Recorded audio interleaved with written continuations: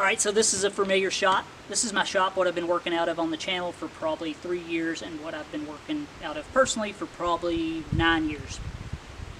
Now, I'm willing to bet that this shop has some of the worst damage that you've ever seen, unless you live in an earthquake zone. And I want to share it with you before I fix it. You know, I just never wanted to make it a big deal, but it's time to do something about it. So get ready to be shocked. So very few shops are more of a POS than mine. Check that crack out. That's a third of the shop. That's dropped down 8 to 12 inches.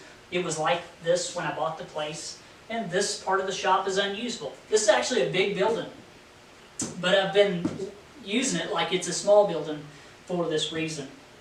Now, for the longest time, I've never done anything about this. It's just an overwhelming project, to be honest, both just work-wise and financially, and time too. You know, you got to take into account all of those.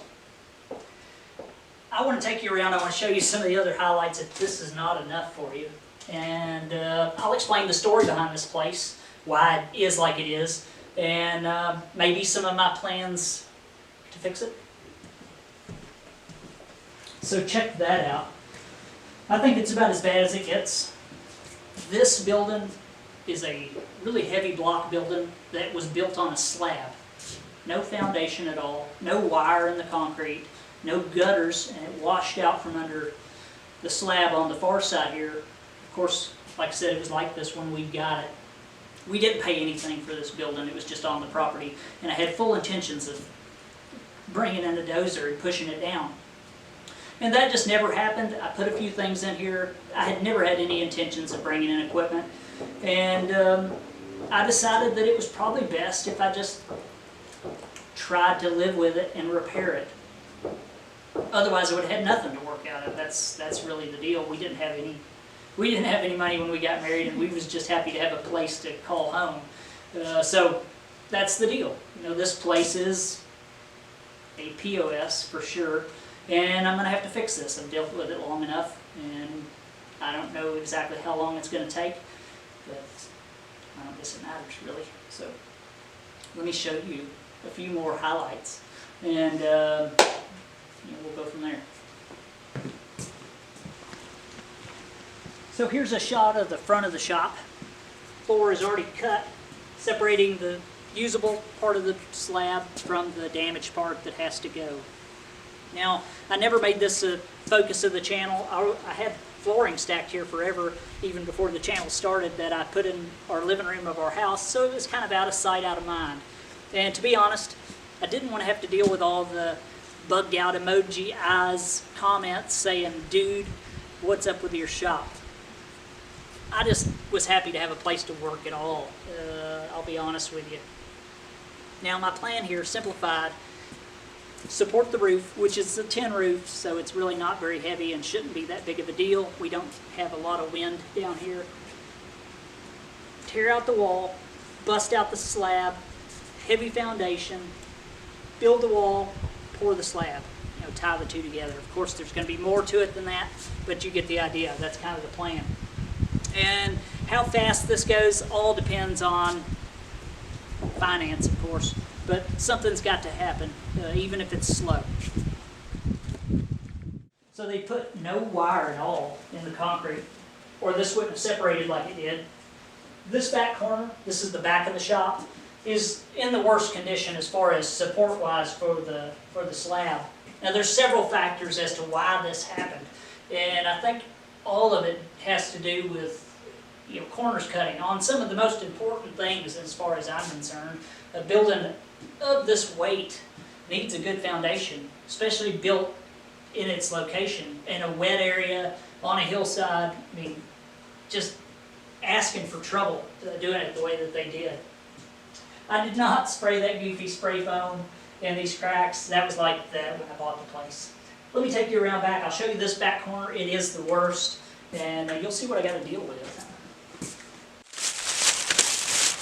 So check that out. I mean, they stuffed everything in there, even goofy insulation. Just a slab. There's no foundation at all, no support on this side of the shop, no gutters. So rain would fall down, it would erode out from under the building, it would roll over the hillside, and eventually nothing was holding the building up, and it busted. That's what caused it.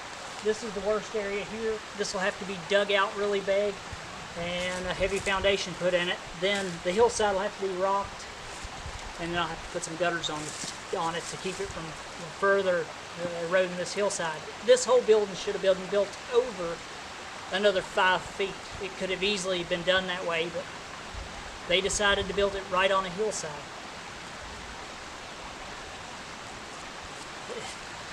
What do you say? So there's the front corner,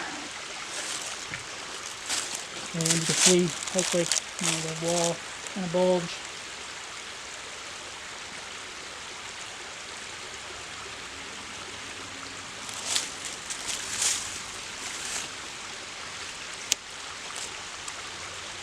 That foam really helped hold this building together. It gets sprayed in there.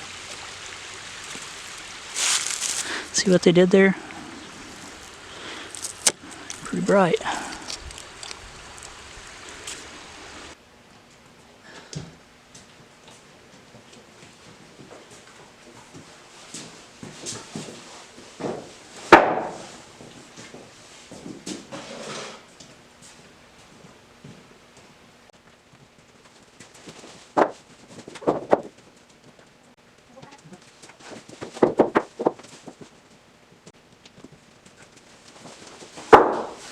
Go.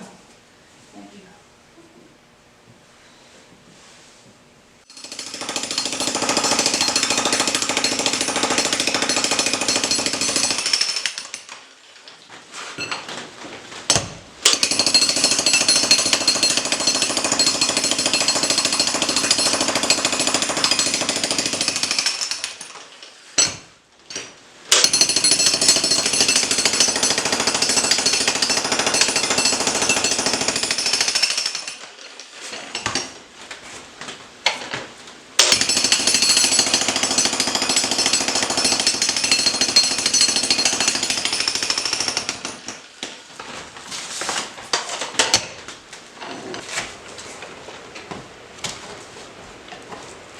Back.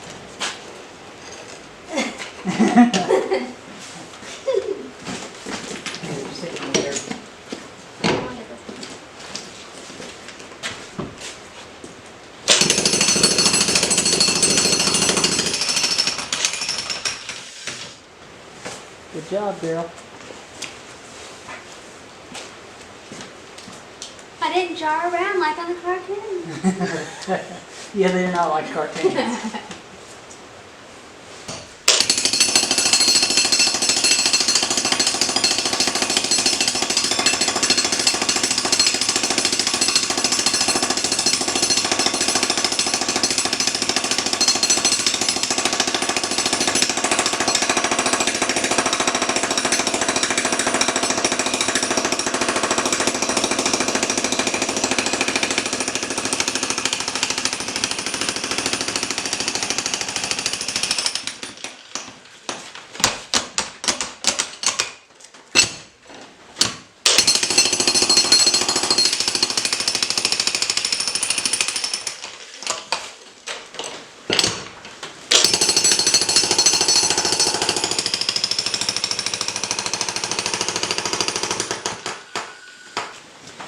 So this is a Brouwer 70-pound jackhammer.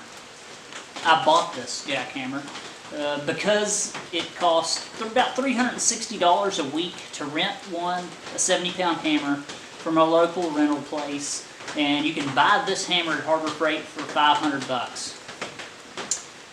The reason I bought it is because I don't want to be rushed with this job, and I'd rather own it than buy someone else's hammer for them. Although their hammer was a name brand, the one that was pictured was a DeWalt 70-pound. This may be a cheap hammer, but if I can finish this shop with it, it will have paid for itself for sure. And it does a great job.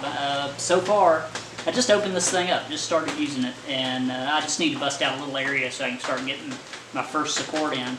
And I'm impressed with this thing so far. We'll see how long it lasts. It could die right now. So far, this is a pretty tough little hammer.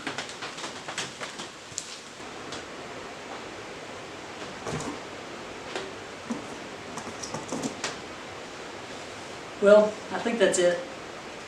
That jackhammer definitely worth the money in my opinion. Come with 2 bits, one pointed like what's in it right now, and one large spade bit. And if it lasts through this job, then I'll be more than happy with the money that was spent on it. Comes with a toolkit, comes with extra brushes for the motor, and I think that's about it. It's a very simple unit to use and not near as tough as I thought. I'd never run the jackhammer before. It'll save your back, that's for sure. Now the wood that I'm sitting on is what I'm going to be using to support this roof. This is a pretty light roof, tin and wood truss, so it shouldn't be too bad to support. Plus I have a half wall from, I call it the office, that's already helping. So my retaining wall or my support wall will run the entire length of this shop. Now the wall behind you that needs to come out is made of CMUs, or cementitious masonry units. We call them cinder blocks, but they're no longer made of cinders anymore. Now, I don't know that I'm going to go back cinder block on it, simply because of the weight that's involved with that. The foundation that goes under here is going to have to be pretty tough, and it's fairly close to the bank, especially on the back corner here where the major issues are. And I don't know if I want to put that much weight on it. That squirrel running around in here. Now, I'm not completely alone on this. I'm just in the beginning stages of consulting with a structural engineer when it comes to the foundation and stuff. I don't want to be back in the same situation in the next 10 years. I can't believe all the corners that were cut on this building, but it is what it is. You saddle, or you ride the horse you saddle, and this was it. I never had any intentions of saving this building. Although originally I was going to tear it down, but then again I was like, well, you can't replace it, so why tear it down and maybe try to fix it one day. And then things evolved into what I have today. So my plans are to try to repair this, and it'll be a usable building. I'll have to replace the roof, because as you can imagine, this wall sinking down like it has pulled this tin. It's just nailed to the truss, and it's kind of pulled and caused all sorts of leaks, which are primarily on this far side. My machinery stays dry because I went on the other side and put in oversized screws in all the holes. But I didn't do it on this side simply because it's really a waste of time until this building's repaired. There's no reason to do anything until you get, it sorted, and that's what I'm trying to do. I'm just tired of looking at it, and it's time to do something, even if it happens slow. I'm just not willing to sell myself to the bank in order to get this done. Everybody has to make decisions based on finance, and you just do the best you can, and that's what I'm going to do. It'll take me quite some time. I don't plan on stopping the channel. This is a machining channel, not a construction channel. If you're interested in construction, I'll tell you, a really good person to watch is the Essential Craftsman. His name's Scott. It's an awesome channel that I've learned a ton of over, the last 6 months or a year that I've been watching him. He's definitely a guy that knows his stuff. He's been featured on Adam Booth's channel also. So I think that's it, guys. I really appreciate all the support. I've enjoyed the ride so far. Hopefully you have also, but this is just something that I got to deal with. And I'm not necessarily looking forward to it, but I'm looking forward to the final, the final outcome, just like I am on the dual saw. I'm excited about that also. So that's it. Thanks for watching, guys. I really appreciate it. Thanks to my viewers, patrons, and subscribers. If you'd like to support the channel, you can. Links are in the description. Elizabeth is doing fine at the moment, although we don't know anything yet. It takes forever to find out anything. So that's it. Thanks for watching, guys. And I'll see you next time.